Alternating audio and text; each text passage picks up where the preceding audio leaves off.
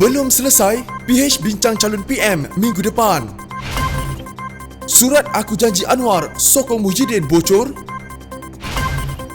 Ibrahim Ali sindir UMNO PAS tiada tokoh Perdana Menteri. Ini cerita sebenar pertembungan Najib dan Azmin.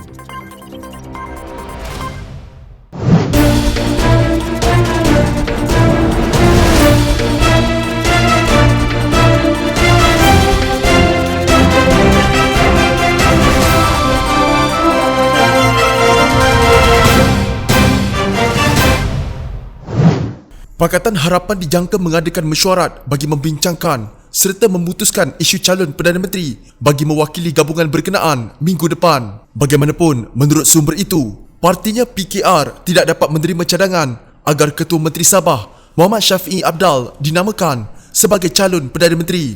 Katanya, PKR hanya bersetuju dengan nama awal iaitu gandingan Ketua Pembangkang Anwar Ibrahim dengan anggota Parlimen Jelun Mukhlis Mahathir masing-masing sebagai Perdana Menteri dan Timbalan Perdana Menteri. Kami sudah menolak pilihan kedua yang menggandingkan anggota Parlimen Langkawi Dr. Mahathir Mohamad dengan Anwar. Pada kami tidak ada option ketiga menggandingkan Muhammad Shafie dan Anwar. Kami tidak pernah membincangkan hal itu dan tidak bercadang untuk membincangkannya, kata sumber terbabit. Cadangan agar Shafie dijadikan calon Perdana Menteri untuk Pakatan Harapan dibincangkan dalam satu pertemuan antara Dr. Mahathir Mohamad dengan pemimpin DAP, Amanah dan Warisan pada 25 Jun lalu. Susulan pertemuan itu, Mahathir mendedahkan bahawa pemimpin DAP dan Amanah yang hadir bersetuju dengan cadangan itu. DAP dan Amanah bagaimanapun berkata, mereka perlu berbincang dengan peringkat tertinggi parti mereka dan perlu diputuskan bersama dalam Pakatan Harapan. DAP kemudian mencadangkan agar Majlis Presiden Pakatan Harapan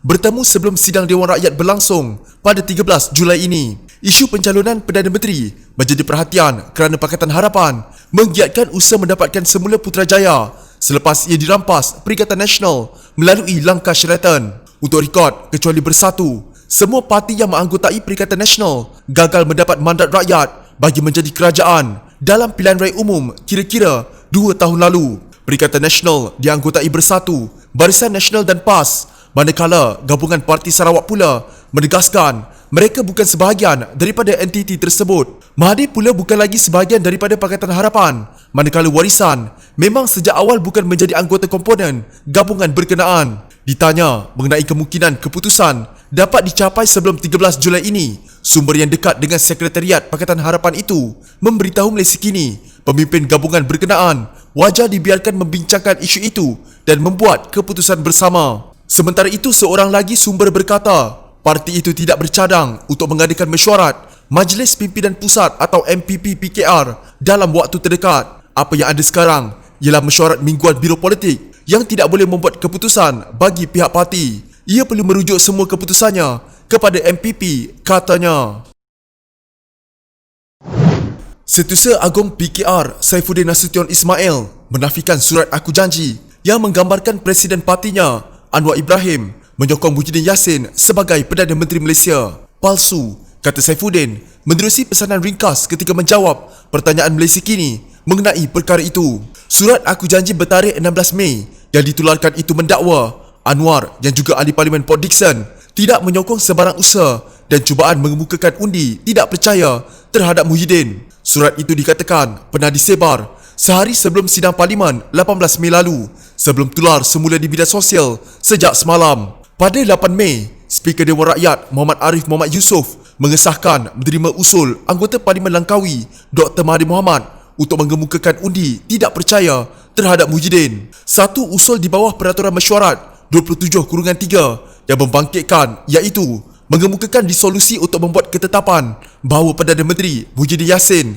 sebagai ahli yang berhormat PAGO tidak mempunyai majoriti ahli-ahli yang berhormat Dewan Rakyat. Usul di bawah Peraturan Mesyuarat 27/3 diterima untuk dibawa ke Mesyuarat Dewan Rakyat kelak, katanya. Bagaimanapun, persidangan pada 18 Mei sebelum ini hanya diadakan selama 1 hari kerana negara masih terkesan dengan COVID-19 dengan satu agenda iaitu titah diraja pada pembukaan sidang oleh Yang di-Pertuan Agong. Ia sekaligus menyaksikan usul tidak percaya terhadap Muhyiddin yang memimpin Kerajaan Perikatan Nasional tidak akan berlaku. Persidangan Dewan Rakyat berjadual pada 13 Julai ini kemungkinan menyaksikan undi tidak percaya tidak akan berlaku selepas usul Perdana Menteri untuk menukar Speaker Muhammad Arif dan timbalannya Ga Komeng. Dikatakan apabila Muafakat Nasional mengumumkan Tan Sri Muhyiddin Yassin sebagai calon Perdana Menteri, Kerajaan Perikatan Nasional akan datang membuktikan UMNO dan PAS selama ini tidak mempunyai tokoh sesuai untuk jawatan itu. Presiden Parti Putra Malaysia, Datuk Paduka Dr. Ibrahim Ali berkata, pelbagai perasaan timbul apabila Presiden PAS, Datuk Seri Abdul Hadi Awang dan Setiausaha Agong Barisan Nasional, Tan Sri Anwar Musa mengumumkan perkara itu. Ada rasa nak ketawa, ada rasa naik sedih dan ada juga rasa nak terkencing apabila membaca kenyataan media dari dua pemimpin kanan Parti Muafakat Nasional ini. Rupanya, Muafakat Nasional tidak ada calon yang layak dan selama ini berkokok berdegar-degar kononnya UMNO dan PAS adalah dua parti hebat. Apatah lagi, UMNO yang mendakwa sebagai parti dominan dalam Muafakat Nasional dan Perikatan Nasional. Baru sekarang semua rakyat tahu, UMNO tidak ada seorang pun calon di kalangan pemimpinnya yang berwibawa untuk Perdana Menteri selepas PRU15. Semuanya tidak layak, katanya dalam kenyataan media. Sebelum ini, Abdul Hadi dan Anwar dalam kenyataan berasingan menyatakan Muafakat Nasional menyokong dan bersetuju untuk mencalonkan Muhyiddin sebagai Perdana Menteri Kerajaan Perikatan Nasional sekiranya menang PRU15 akan datang.